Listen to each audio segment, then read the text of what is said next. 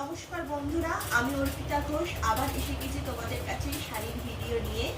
আজ দেখাবো কতগুলো সিল্কের ওপর শাড়ি।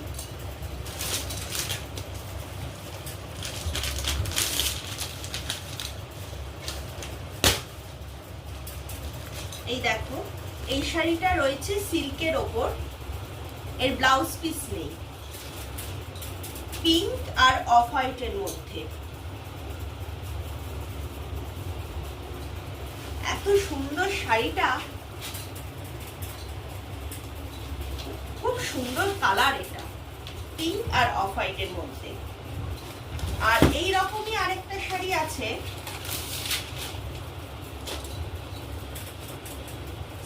স্কাই আর গ্রিনের মধ্যে। খুব সুন্দর দেখতে শাড়িটা।